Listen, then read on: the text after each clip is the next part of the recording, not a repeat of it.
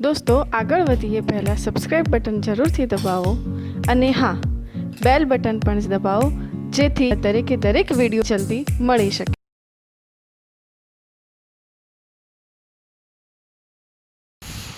નમસ્કાર મિત્રો, આપણે છેલ્લે જુદી જુદી કક્ષકોમાં રહેલા ઇલેક્ટ્રોન માટે ઉર્જાનો ક્રમ જોતા હતા। એકાદ મુદ્દો આપણો બાકી હતો। આપણે બતાવ્યું કે જ્યારે ઉર્જા સ્તર એક સમાન છે તો એવા સમાન ઉર્જા સ્તરની અંદર સામાન્ય રીતે જે શિલ્ડિંગ અસરનો ક્રમ છે એ આ પ્રમાણે એસ પી ડી એફ આ ક્રમમાં હોય છે। શેનો શિલ્ડિંગ અસરનો ક્રમ? બરાબર।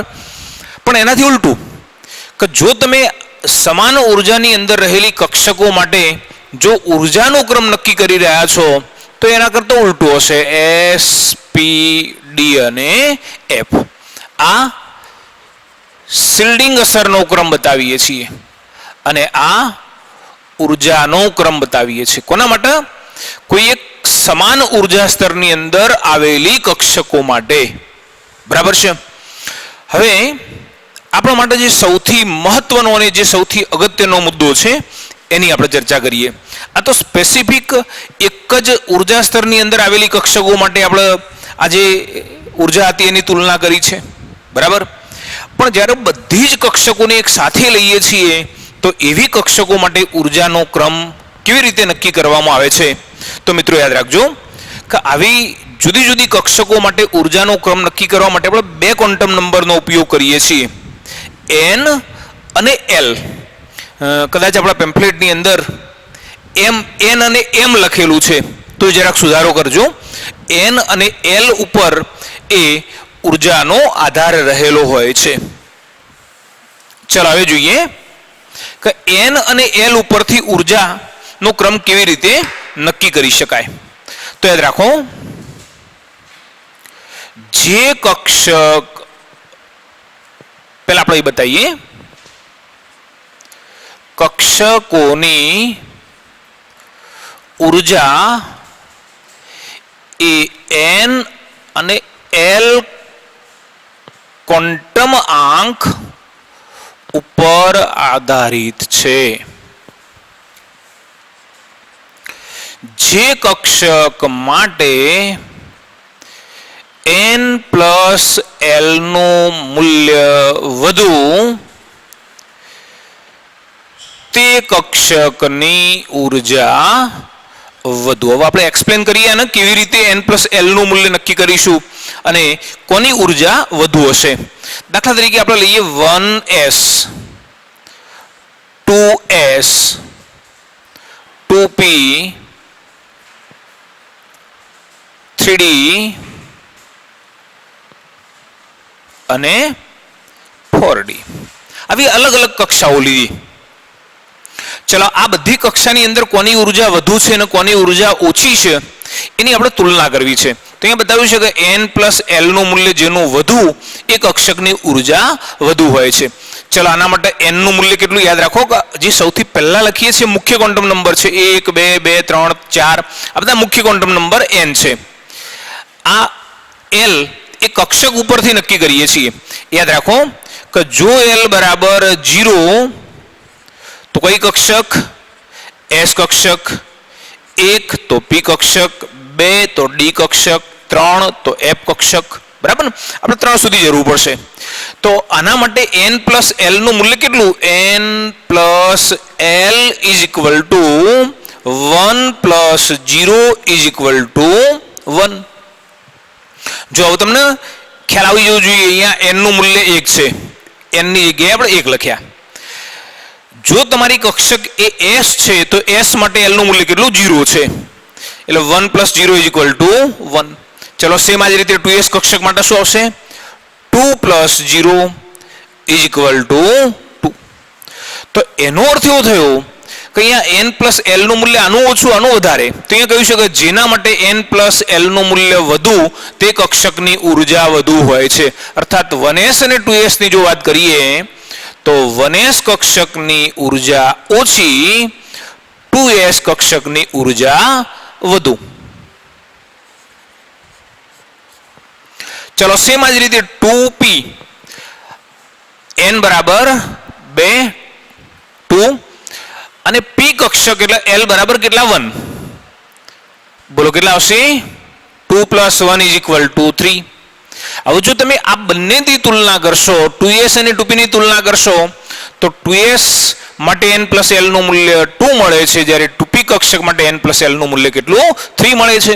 તો જેનું n + l નું મૂલ્ય વધુ એ કક્ષકની ઉર્જા વધુ. તો અહીંયા 2p કક્ષકની ઉર્જા 2s કક્ષક કરતો વધુ હોય છે. બરાબર. ચલો આ જ રીતે 3 કક્ષક માટે 3 + 2, જો d માટે 2 લઈએ છીએ તો કેટલા 5. તો એનો અર્થ એવો થયો કે જો તમે આ બેની તુલના કરતા હશો તો 2p કક્ષક માટે n + l 3 છે, 3d કક્ષક માટે n + l કેટલા 5 છે.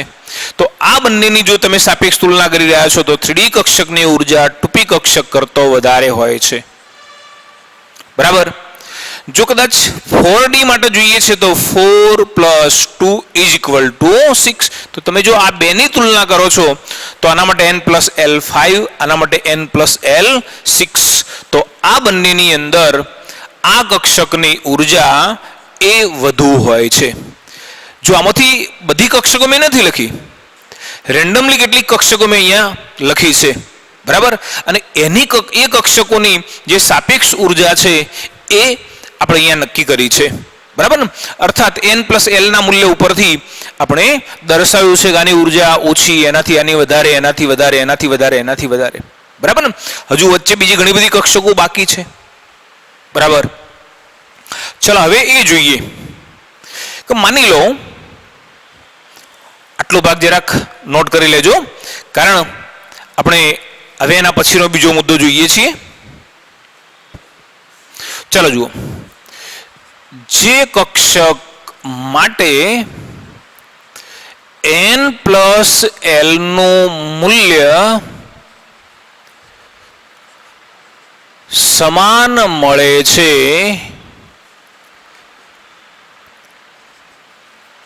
તે કક્ષકોમાં જેનું n નું મૂલ્ય વધુ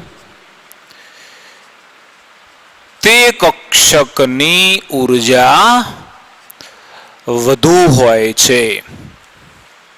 જો બીજો અગત્યનો મુદ્દો છે, ઘણી વખત એવું જોવા મળશે કે તમે કોઈ પણ એક કક્ષક માટે n + l નું મૂલ્ય મેળવ્યું તો બે કક્ષકો એવી હશે કે જેના માટે n + l નું મૂલ્ય એક સમાન મળતું હોય. અને જો એવું થતું હોય તો એ બંને કક્ષકોની અંદર જેનું n નું મૂલ્ય વધારે છે એ કક્ષકની ઉર્જા વધુ હોય છે. દાખલા તરીકે આપણે એક ઉદાહરણ લઈએ, 3s અને 2p. મિત્રો યાદ રાખો કે આપણે અહીંયા n + l નું મૂલ્ય મેળવવું છે. ચલો 3s કક્ષક માટે n + l નું મૂલ્ય કેટલું 3 + 0 = 3. ચલો એ જ રીતે 2p કક્ષક માટે 2 + 1 = 3. ચલો અહીંયા બંને માટે n + l સમાન મળે છે. તો આપણે અહીંયા બતાવ્યું કે જે કક્ષક માટે n + l નું મૂલ્ય સમાન મળે તે કક્ષકોમાં જેનું n નું મૂલ્ય વધુ હોય એ કક્ષકની ઉર્જા વધુ હોય છે.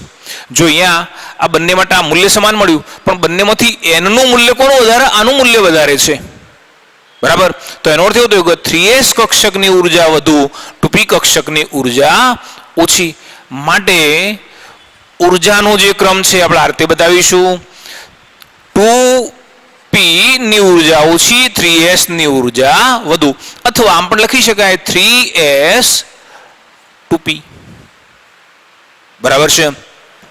તો આ રીતે આપણે જુદી જુદી કક્ષકો માટે જે ઉર્જાનો ક્રમ છે એ બતાવી શકીએ છીએ. આપણે અન્ય એક ઉદાહરણ લઈએ. દાખલા તરીકે 5s 3d અને 4p. ચલો જોઈએ, આ ત્રણ કક્ષકો લઈએ છીએ. ચલો આના માટે n પ્લસ એલ નું મૂલ્ય મેળવીએ છીએ, n પ્લસ એલ. ચલો આના માટે n કેટલા 3, l કેટલા સોરી n કેટલા 5, s કક્ષક છે એટલે l બરાબર કેટલા 0, તો શું છે 5 પ્લસ 0 ઇઝ ઇક્વલ ટુ 5. ચલો એ જ રીતે 3d 3 પ્લસ 2, d કક્ષક માટે l બરાબર 2 એટલે 3 પ્લસ 2 ઇઝ ઇક્વલ ટુ 5. ચલો સેમ જ રીતે 4p કક્ષક માટે 4 પ્લસ 1 ઇઝ ઇક્વલ ટુ 5. જોઈએ 3 કક્ષકો 5s 3d 4p ત્રણે કક્ષકો માટે l નું મૂલ્ય સમાન મળે છે, બધા મૂલ્યો સરખા છે. બરાબર, તો એ વખતે શું જોવાનું કે જે કક્ષકની અંદર n નું મૂલ્ય વધુ તે કક્ષકની ઉર્જા વધુ. અહીંયા બધા માટે 5 મૂલ્ય મળ્યું, 5 મૂલ્ય મળ્યું. હવે તમારે એ જોવાનું કે આ બધાની અંદર સૌથી વધુ n નું મૂલ્ય કોનું, આનું, તો આની ઉર્જા વધુ. ચલો આની વાત પૂરી કરી દઈએ તો હવે આ બંનેના અંદર n નું મૂલ્ય કોનું વધુ, તો આનું વધારે. પછી 3d, તો આ 3 કક્ષકો માટે જે ઉર્જાનો ક્રમ છે એ આપણે આ રીતે બતાવીશું, 5s 4p 3d. બરાબર, તો આ રીતે જુદી જુદી કક્ષકોની ઉર્જાની જે આપણે સાપેક્ષ સરખામણી છે એ આ રીતે દર્શાવી શકીએ છીએ. ચલો મિત્રો, હવે એક બીજી બાબત કે કોઈ પણ એક જ કક્ષાની અંદર આવતી કક્ષકો, જો આ નોંધી લેજો, એક જ કક્ષામાં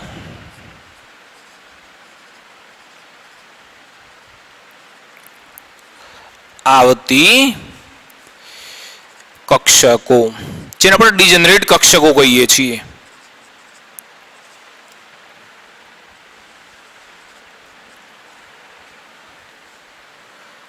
જે સમાન ઉર્જા ધરાવે છે. એકચ્યુઅલી આમ તો જે કક્ષકોની ઉર્જા સમાન હોય એને જ આપણે ડિજનરેટ કક્ષકો તરીકે ઓળખીએ છીએ. કઈ કઈ, દાખલા તરીકે 2p કક્ષકો. હવે તમે જાણો છો કે 2p કક્ષકના 3 પેટા પ્રકારો રહીએ છે. કઈ કઈ, 2px 2py અને 2pz. તો આ ત્રણે 3 કક્ષકોની ઉર્જા એક સમાન હોય છે. કેમ, તો તમે જોઈ શકો છો કે અહીંયા n પ્લસ l લેશો, બરાબર, તો જો અહીંયા n કેટલા, n બરાબર 2, બરાબર છે. p કક્ષક છે એટલે l બરાબર કેટલા 1 ઇઝ ઇક્વલ ટુ શું આવશે 3. ચલો સેમ એનું એ જ અહીંયા પણ 3 આવશે, અહીંયા પણ 3 આવશે. જે બધા માટે n plus l is equal to 3 છે, બધા માટે n એક સમાન છે, તો એનો અર્થ એવો થયો કે આ બધી જ કક્ષકોની ઉર્જા એક સમાન છે. બરાબર, તો આપણે અહીંયા બતાવ્યું હતું કે જુદી જુદી કક્ષકોમાં રહેલા ઇલેક્ટ્રોન માટે ઉર્જાનો ક્રમ જણાવો. બરાબર છે, આપણે અહીંયા બતાવ્યું કે જે કક્ષકની ઉર્જા વધુ એ કક્ષકમાં રહેલા ઇલેક્ટ્રોનની ઉર્જા પણ વધુ હોય છે. બરાબર ને, એટલે જો ઇલેક્ટ્રોનની ઉર્જા નક્કી કરવી છે તો એ માટે આપણે કક્ષકની ઉર્જા નક્કી કરવી પડશે, અને કક્ષકની ઉર્જા નક્કી કરવા માટે સૌથી મહત્વના નિયમો એ આ બંને છે. બરાબર, જો તમે આ બંને સમજ્યા તો ઇલેક્ટ્રોન રચના લખવામાં આપણને કોઈ મુશ્કેલી નડવાની નથી. બરાબર, ચલો હવે આપણે જોવા જઈએ છીએ ઇલેક્ટ્રોન રચના. આપણને એમ થાય કે વળી આ ઇલેક્ટ્રોન રચના એ શું છે? આમ તો તમે 10મા ધોરણ સુધી ઇલેક્ટ્રોન રચના શીખેલા છો. બરાબર, દાખલા તરીકે આપણે સોડિયમ પરમાણુની અંદર ઇલેક્ટ્રોન રચના લખવી હોય તો શું લખતા? સોડિયમની અંદર 11 ઇલેક્ટ્રોન છે, એટલે કદાચ તમે આવું લખતા 2 8 1. પહેલી કક્ષામાં 2 ઇલેક્ટ્રોન, બીજી કક્ષામાં 8 ઇલેક્ટ્રોન, ત્રીજી કક્ષાની અંદર 1 ઇલેક્ટ્રોન. બરાબર, પણ હવે અહીંયા થોડાક ફેરફારો કરીશું. તમને એમ થાય કે ત્યાં સુધી આવું હતું તો હવે કેમ ફેરફાર કરવાની જરૂરિયાત ઊભી થઈ? હવે કેમ ઇલેક્ટ્રોન રચના અલગ લખવી છે? કારણ કે ત્યાં સુધી તમે માત્ર ને માત્ર કક્ષા જ જાણતા હતા, કક્ષકોનો બહુ ઉલ્લેખ આવતો નહોતો, અથવા કક્ષકો કદાચ આવતી તો કક્ષકોના પ્રકાર, આકાર, એની ગોઠવણી, એમાં કેટલા ઇલેક્ટ્રોન ભરી શકાય, આ બધી બાબતો જાણતા નહોતા. બરાબર છે, અને એટલા માટે આપણે સાદી ઇલેક્ટ્રોન રચના ત્યાં આગળ લખતા હતા. હવે જે ઇલેક્ટ્રોન રચના લખવાના છીએ એ કક્ષા, કક્ષક અને એની સંપૂર્ણ કેપેસિટી સાથે લખવાની છે. અને એટલા માટે આપણે એને ઇલેક્ટ્રોન રચના શીખવા જઈએ છીએ. પણ ઇલેક્ટ્રોન રચના શીખવા માટે 3 નિયમો એ આપણને આવડવા જોઈએ. અને 3 નિયમો જો તમને આવડશે તો તમે બહુ સહેલાઈથી ઇલેક્ટ્રોન રચના લખી શકશો. બરાબર? તો જોઈએ આપણે આજે ઇલેક્ટ્રોન રચના માટેના નિયમો છે એ. ચલો મિત્રો જુઓ, કક્ષકોમાં ઇલેક્ટ્રોનની ગોઠવણી માટેના નિયમો. અને એમાં પહેલો નિયમ છે આઉફબાઉનો નિયમ. હવે યાદ રાખો કે આઉફબાઉ એ કોઈ વૈજ્ઞાનિકનું નામ નથી. આ એક જર્મન ભાષાનો શબ્દ છે. અને જર્મન ભાષાની અંદર આઉફબાઉ શબ્દનો અર્થ બિલ્ડિંગ અપ. બિલ્ડિંગ અપ એટલે ગોઠવણી. દાખલા તરીકે આપણે એકના ઉપર બીજું, બીજા ઉપર ત્રીજું, ત્રીજા ઉપર ચોથું, એમ ક્રમશઃ ગોઠવતા જઈએ તો એ શું કહેવાય? બિલ્ડિંગ અપ અથવા ગોઠવણી અથવા રચના. બરાબર? એટલે અહીંયા આઉફબાઉ શબ્દનો અર્થ એ ગોઠવણી, રચના અથવા આયોજન એવો થાય છે. બરાબર છે? એટલે આપણે અહીંયા બતાવીએ, જર્મન ભાષામાં આઉફબાઉ નો અર્થ બિલ્ડિંગ અપ અથવા રચના અથવા ગોઠવણી થાય છે. હવે પ્રશ્ન એ થાય કે શાની ગોઠવણી? બરાબર? આપણે અહીંયા ઉપર લખેલું છે કે કક્ષકોમાં ઇલેક્ટ્રોનની ગોઠવણી. જે અહીંયા વાત કરી છે એ ઇલેક્ટ્રોનની ગોઠવણી માટેની વાત કરેલી છે. બરાબર? કક્ષકોની અંદર ઇલેક્ટ્રોન કેવી રીતે ગોઠવવાના એ આ આઉફબાઉનો નિયમ બતાવે છે. શું કહે છે નિયમ? તો આ નિયમમાં એવું બતાવવામાં આવેલું છે કે ઇલેક્ટ્રોન સૌ પ્રથમ ઓછી ઉર્જા ધરાવતી કક્ષકમાં ગોઠવાય છે, ભરાય છે. જ્યારે ઓછી ઉર્જા ધરાવતી કક્ષક પૂર્ણ ભરાઈ જાય એના પછી ઇલેક્ટ્રોન વધુ ઉર્જા ધરાવતી કક્ષકમાં ભરાય છે. ફરીથી, ઇલેક્ટ્રોન સૌ પ્રથમ ઓછી ઉર્જા ધરાવતી કક્ષકમાં ગોઠવાય છે અથવા ભરાય છે. જ્યારે ઓછી ઉર્જા ધરાવતી કક્ષક પૂરેપૂરી ભરાય પછી વધુ ઉર્જા ધરાવતી કક્ષકમાં ઇલેક્ટ્રોન ભરાઈ જાય, એ ભરાઈ જાય પછી વધુ ઉર્જા ધરાવતી કક્ષકમાં ઇલેક્ટ્રોન ભરાય, પછી વધુ ઉર્જા ધરાવતી કક્ષકમાં ઇલેક્ટ્રોન ગોઠવાય છે. ટૂંકમાં ઇલેક્ટ્રોનની ગોઠવણીનો ક્રમ એ ઓછી ઉર્જાથી વધુ ઉર્જા તરફનો હોય છે. આ રીતે નિયમ આપણે આ રીતે બતાવીએ છીએ. પરમાણુમાં રહેલા ઇલેક્ટ્રોન સૌ પ્રથમ ઓછી ઉર્જા ધરાવતી કક્ષકમાં ગોઠવાય છે.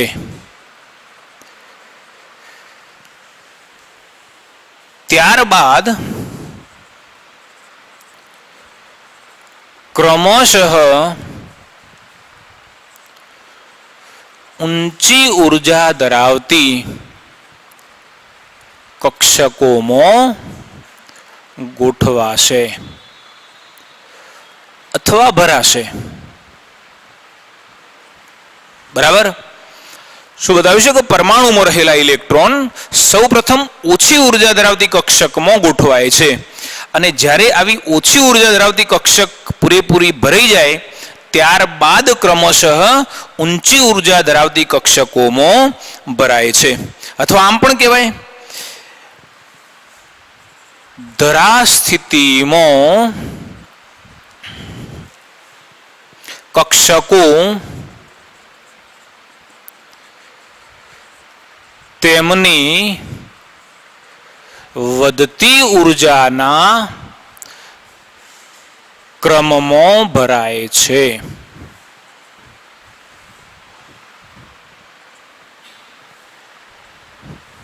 બરાબર? જો અહીંયા ધરાસ્થિતિ મતલબ કે કોઈપણ પરમાણુની અંદર જે ઇલેક્ટ્રોન પોતાની મૂળ સ્થિતિમાં રહેલો છે એને આપણે ધરાસ્થિતિ તરીકે ઓળખીએ છીએ. તો એના રિયલ સ્થાન ઉપર જ્યારે ઇલેક્ટ્રોન હશે તો આપણે એને ધરાસ્થિતિ તરીકે ઓળખીએ છીએ.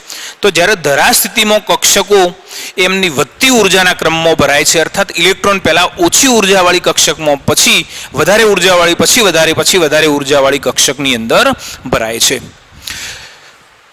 હવે એક નક્કી થયું, આઉફબાઉના નિયમ ઉપરથી નક્કી થયું કે તમારે ઇલેક્ટ્રોન ગોઠવવાના છે. તો ઇલેક્ટ્રોન કેવી રીતે ગોઠવવાના? સૌથી પહેલા જેમાં ઉર્જા ઓછી હોય એની અંદર ઇલેક્ટ્રોન ભરવાના. એ કક્ષક જ્યારે પૂરેપૂરી ભરાય પછી એનાથી વધુ ઉર્જા ધરાવતી, પછી વધુ ઉર્જા ધરાવતી, પછી વધુ ઉર્જા ધરાવતી કક્ષકમાં ઇલેક્ટ્રોન ભરવાના. આટલી વાત નક્કી થઈ ગઈ. હવે આપણે આના પહેલા એવું શીખ્યા કે કઈ કક્ષકની ઉર્જા સૌથી ઓછી, બરાબર છે? તો આપણે જોયું કે n+l ના મૂલ્ય ઉપરથી આપણે જુદી જુદી કક્ષકની ઉર્જાનો ક્રમ નક્કી કરી શકીએ છીએ. તો આજે કક્ષકોની ઉર્જાનો ક્રમ છે એ હું અહીંયા લખી દઉં, તમે જોઈ લેજો. જો મિત્રો, કક્ષકોની ઉર્જાનો ક્રમ આ રીતે છે: 1s, 2s, 2p, 3s, 3p, 4s, 3d, 4p, 5s, 4d, 5p, 6s, 4f, 5d, 6p, 7s, 5f, 6d, 7p અને 8s. હજુ પણ એમના એમ આગળ જઈ શકાય. તમે ચેક કરી શકશો કે જો તમે આના માટે n+l નું મૂલ્ય મેળવશો તો એ ઓછું મળશે. આપણે બતાવ્યું હતું ને કે જે કક્ષક માટે n+l નું મૂલ્ય ઓછું એની ઉર્જા ઓછી, તો આના માટે n+l નું મૂલ્ય ઓછું હશે, આનું વધારે હશે, આનું એનાથી વધારે હશે. આ બંનેના n+l ના મૂલ્ય સમાન હશે. પણ આપણે બીજો નિયમ શીખ્યા હતા કે જેના માટે n+l નું મૂલ્ય સમાન હોય એમાં જેનું n નું મૂલ્ય વધુ એની ઉર્જા વધુ હોય. એટલે અહીંયા n+l 3 હશે, આમાં પણ n+l 3 હશે, પણ અહીંયા n 3 છે એટલે આપણે આને વધારે ઉર્જાવાળું બતાવીએ છીએ. તો આ ક્રમમાં ગોઠવેલા છે, બરાબર? હવે પ્રશ્ન એ થાય કે આ ક્રમ યાદ કેવી રીતે રાખવાનો? આ તો ગોખવાનું થશે, બરાબર? તો આ ક્રમ યાદ રાખવા માટે એક આકૃતિ આપણને આ રીતે આપેલી છે. જુઓ, 1s,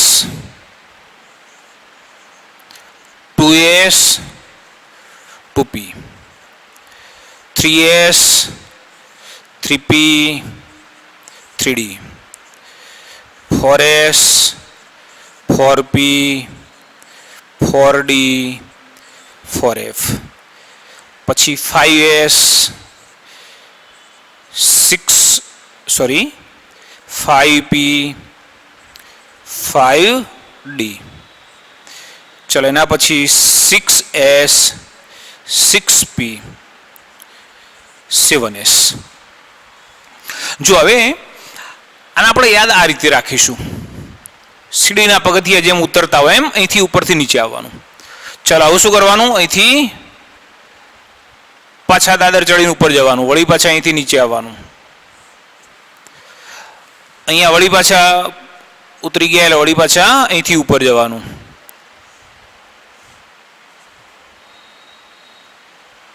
વળી પાછા અહીંથી નીચે આવવાનું,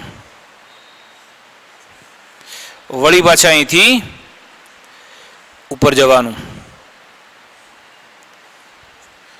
બરાબર? વળી પાછા અહીંથી પાછા આમ જવાનું, બરાબર? તમે જુઓ અહીંયા જે લખેલું છે એ આ જ ક્રમ હશે. સૌથી પહેલા શું કહ્યું? 1s, 1s. ચલો 1s પછી શું આવશે? તો 2s, અહીંયા 2s. ચલો 2s પછી 2p, 3s, 2p, 3s. ચલો પછી શું આવશે? 3p, 4s, 3p, 4s. ચલો એના પછી 3d, 4p, 5s, 3d, 4p, 5s. બરાબર? ચલો એ જ રીતે 4d, 5p, 6s, 4d, 5p, 6s. બરાબર? પછી એ જ રીતે 4f, 5d, 6p, 7s. હજુ એમને એમ આગળ વધીએ તો આ રીતે લઈ શકાય. હવે વળી પાછો એક પ્રશ્ન એ થાય, જો તમારે આ રીતે આ ઉર્જાનો ક્રમ યાદ રાખવો છે તો ઉર્જાનો ક્રમ યાદ રાખવા માટે તમારે શું કરવું પડે? આ રીતે આવું દોરવું પડે. પ્રશ્ન થાય કે જ્યારે 15, 20, 25, 30 ઇલેક્ટ્રોન ભરવાના હોય એટલે આપણે તો આ નવું કામ કરવું પડે, બરાબર ને? પહેલાં આ દોરવું પડે, આ દોરીએ ત્યારે આપણને ક્રમ યાદ આવે, એના પછી આપણે ઇલેક્ટ્રોન રચના લખી શકીએ. એટલે આ બરાબર છે આપણે અહીંયા યાદ રાખવા માટે.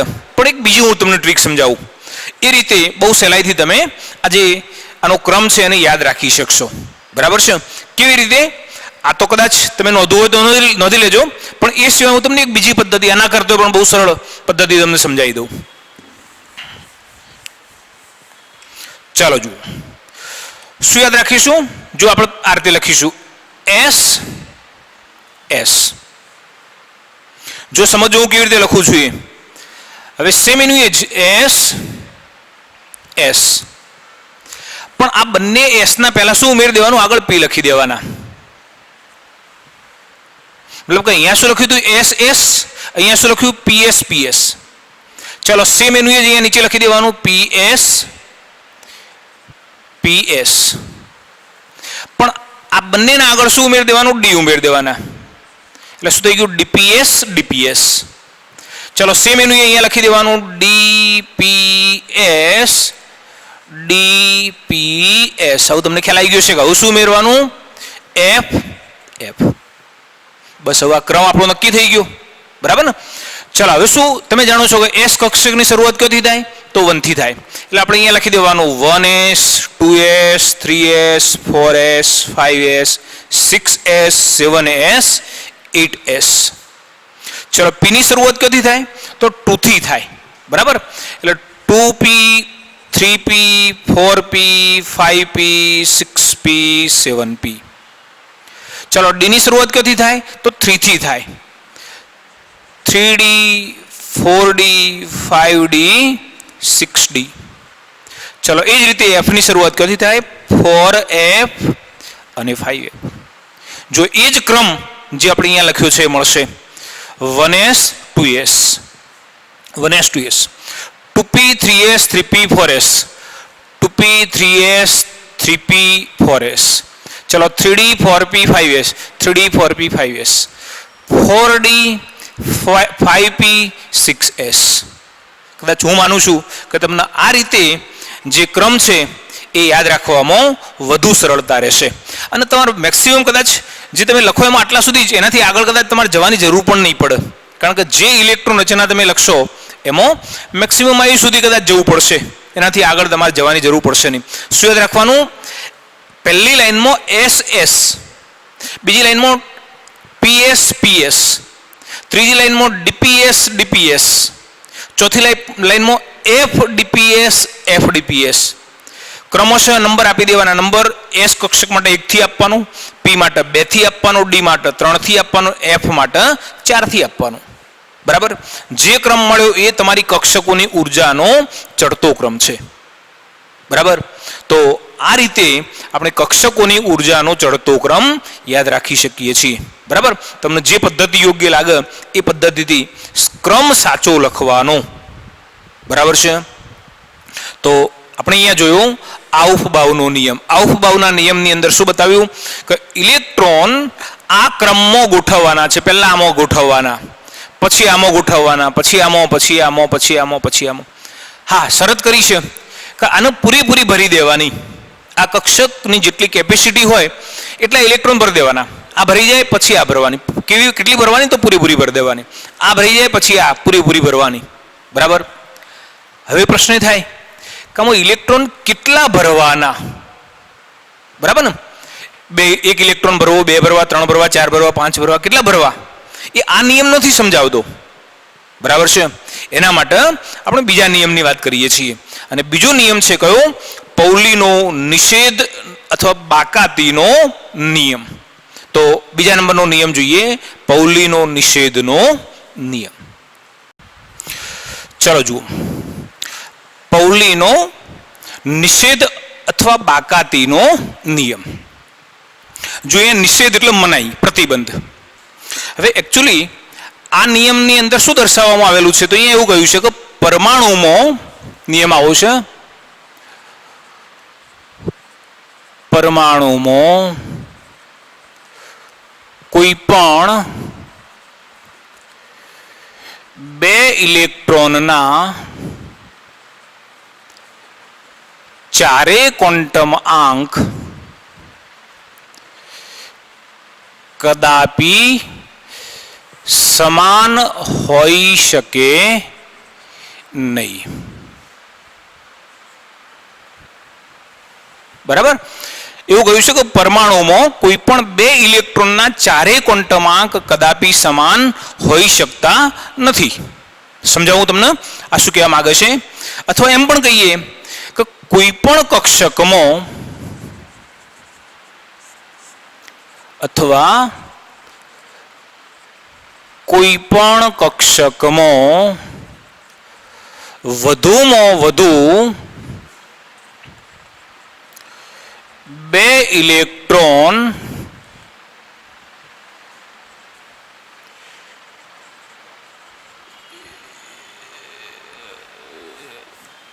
વધુમાં વધુ બે ઇલેક્ટ્રોન તેઓના ભ્રમણની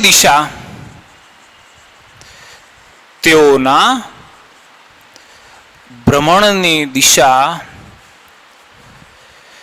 વિરુદ્ધ રાખીને ગોઠવાય છે. ચાલો જુઓ. હવે પાઉલીનો નિયમ શું કહે છે કે કોઈ પણ કક્ષકમાં વધુમાં વધુ કેટલા ઇલેક્ટ્રોન ભરવાના? બે જ ઇલેક્ટ્રોન ભરવાના. આપણે આની પછી વાત કરીએ. અને એ પછી કેવી કે એના ભ્રમણની દિશા એકબીજાથી વિરુદ્ધ હોય તે રીતે. તમે જાણો છો ભ્રમણ કોને કહેવાય? કે ઇલેક્ટ્રોન, દાખલા તરીકે આ પરમાણુનું કેન્દ્ર અને આ ઇલેક્ટ્રોન, તો ઇલેક્ટ્રોન બે રીતે ગતિ કરે છે.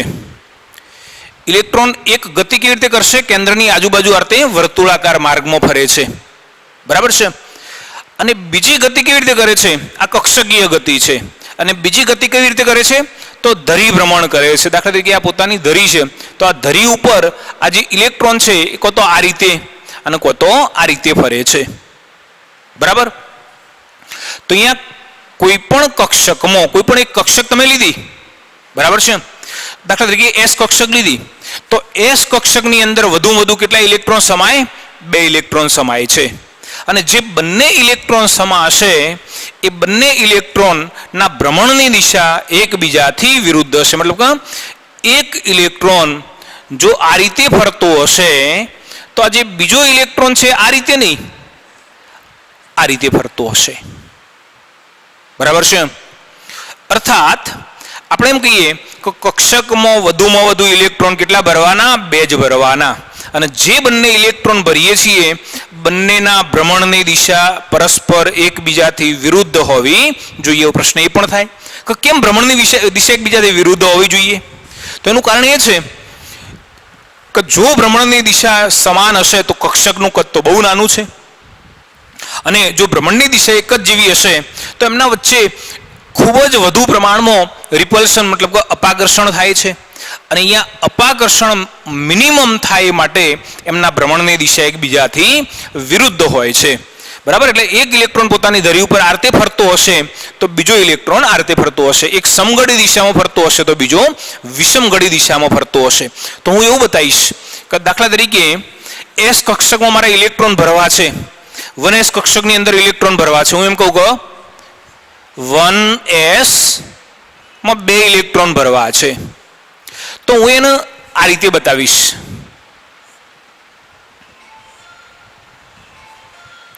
ચલો આ શું દોરીએ છે? આપણે આવું એક બોક્સ દોરીએ છીએ. બરાબર ને?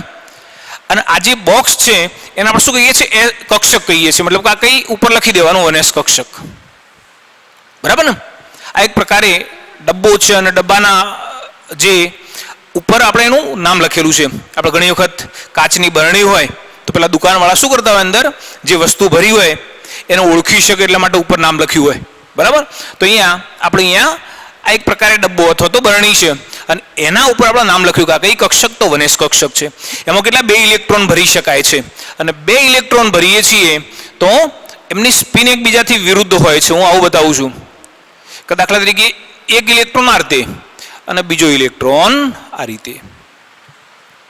આપણે દરેક વખતે ઇલેક્ટ્રોન તો દોરવાના નથી, બરાબર, પણ ઇલેક્ટ્રોનની સ્પિન વિરુદ્ધ છે, ઇલેક્ટ્રોનના ભ્રમણની દિશા વિરુદ્ધ છે. એટલે એક માટે આપણે ઉપર તરફ તીર દોરીએ છીએ તો બીજા માટે જે તીર છે કઈ બાજુ? નીચેની તરફ દોરવાનું. બરાબર. ઘણી વખત સરળતા ખાતર આપણે આવું પણ દોરીશું, આ રીતે પણ લખીશું, અથવા 1s જો અહીંયા પૂરેપૂરું તીર નથી દોરતા, આપણે ઝડપથી દોરવું છે તો આપણે શું કરીએ, હું આ રીતે આખે આખું દોરવા જઈશ તો મને વધારે સમય લાગશે, બરાબર. પણ જો હું ધીમેથી દોરું, મતલબ કે મારે બહુ ઝડપથી વધારે દોરવા છે તો શું કરવાનું, આ રીતે અને ફટાફટ આ રીતે, આ ઝડપી દોરાશે, બરાબર. એટલે આપણે અર્ધ તીર દ્વારા પણ બતાવીએ છીએ. ઘણી વખત આની જગ્યાએ આવું પણ લખેલું હશે 1s, બરાબર. અને ક્યારેક ઇલેક્ટ્રોન આ સ્પિન અલગ અલગ નથી બતાવી તો આ રીતે પણ લખેલા હશે. પણ યાદ રાખવાનું કે જ્યારે કક્ષકની અંદર 2 ઇલેક્ટ્રોન ભરાય તો એની જે સ્પિન છે એ એકબીજાથી વિરુદ્ધ હોઈ શકે છે, અથવા તો એના ભ્રમણની દિશા એ એકબીજાથી વિરુદ્ધ હોય છે. ચલો હવે જુઓ કે પરમાણુઓના, આપણે પહેલું વિધાન સમજીએ. પરમાણુઓના કોઈ પણ 2 ઇલેક્ટ્રોનના ચારેય ક્વોન્ટમ આંક એ કદાપી સમાન હોઈ શકે નહીં. હજુ કેટલાક મિત્રોને ઉપરથી જતું હશે કે સાહેબ આમાં કંઈ ખબર પડતી નથી. આપણે આ એની એ જ વસ્તુ જે આપણે અહીંયા લખી છે એની એ જ વસ્તુ અહીંયા છે, બરાબર. પણ એને રજૂ કરવાની રીત જરાક અલગ છે. ચલો દાખલા તરીકે અહીંયા એવું બતાવ્યું કે પરમાણુઓના કોઈ પણ 2 ઇલેક્ટ્રોન, આ પરમાણુના 2 ઇલેક્ટ્રોન લીધા, બરાબર ને. હવે પરમાણુમાં જે 2 ઇલેક્ટ્રોન છે એ ઇલેક્ટ્રોનના ચારેય ક્વોન્ટમ આંક કદાપી સમાન હોઈ શકે નહીં. હું અહીંયા એવું કહું કે 1s કક્ષકની અંદર આવા 2 ઇલેક્ટ્રોન છે, આ પહેલો ઇલેક્ટ્રોન, આ બીજો ઇલેક્ટ્રોન, બરાબર. ચલો હવે ચારેય 4 ઇલેક્ટ્રોન માટે હું ક્વોન્ટમ આંક લખી રહ્યો છું. ચલો દાખલા તરીકે પહેલો ઇલેક્ટ્રોન છે એના માટે લખી રહ્યા છીએ. ચલો n કેટલા, n કયો છે પહેલી કક્ષાની અંદર એટલે 1. ચલો કઈ કક્ષક છે, કઈ કક્ષક છે, s કક્ષક. s કક્ષક માટે l નું મૂલ્ય કેટલું, 0. જો l બરાબર 0 તો m બરાબર કેટલા હશે, 0, બરાબર. ચલો હવે ચોથો ક્વોન્ટમ આંક કયો, સ્પિન ક્વોન્ટમ આંક. ચલો આનું મૂલ્ય કેટલું, આપણે જાણીએ છીએ કે સ્પિન ક્વોન્ટમ આંકના 2 મૂલ્યો છે, +1/2 -1/2, બરાબર. માની લો કે આનું મૂલ્ય છે +1/2. હવે પ્રશ્ન એ થાય, કેટલાક મિત્રોને એવું હશે કે સાહેબ અહીંયા +1/2 લખ્યું એની જગ્યાએ -1/2 લઈએ તો ચાલે, આ ચોક્કસથી ચાલશે. કો તો પ્લસ પણ હોઈ શકે ને કો તો માઇનસ પણ હોઈ શકે, બરાબર. એટલે કો તો +1/2 હશે ને કો તો -1/2 હશે. એટલે તમે કદાચ અહીંયા માઇનસ લખો છો તો પણ એ ખોટું નથી. ચલો એ રીતે બીજા ઇલેક્ટ્રોન માટે લખીએ છીએ, બરાબર. ચલો બીજા ઇલેક્ટ્રોન માટે લખીએ તો n બરાબર કેટલા, પહેલી કક્ષામાં જ છે ઇલેક્ટ્રોન એટલે n બરાબર 1. ચલો l બરાબર કેટલા, s કક્ષકમાં છે એટલે l બરાબર 0. m કેટલા, l બરાબર 0 હોય એટલે એમનું એક જ મૂલ્ય 0 જ હોય. s કેટલા, જો આ +1/2 છે તો આ કેટલા, -1/2 -1/2, બરાબર.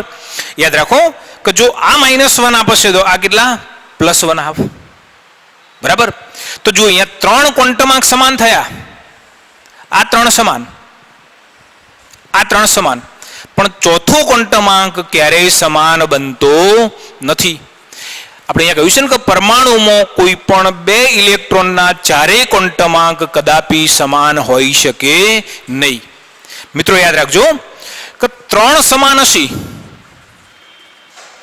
કયા કયા, n, l અને m. કયો અસમાન, s એ અસમાન, બરાબર છે.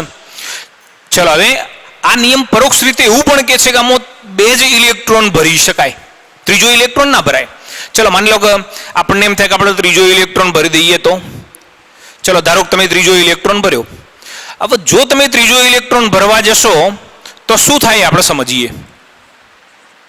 જો આ ત્રીજા ઇલેક્ટ્રોન માટે તમે ક્વોન્ટમ આંકના મૂલ્યો લખશો તો n કેટલા, 1, l કેટલા, 0, m કેટલા, 0, s કેટલા, ભ્રમણ તો 2 ટાઈપના છે, સ્પિન ક્વોન્ટમ આંકના 2 જ મૂલ્યો છે, +1/2 અથવા -1/2.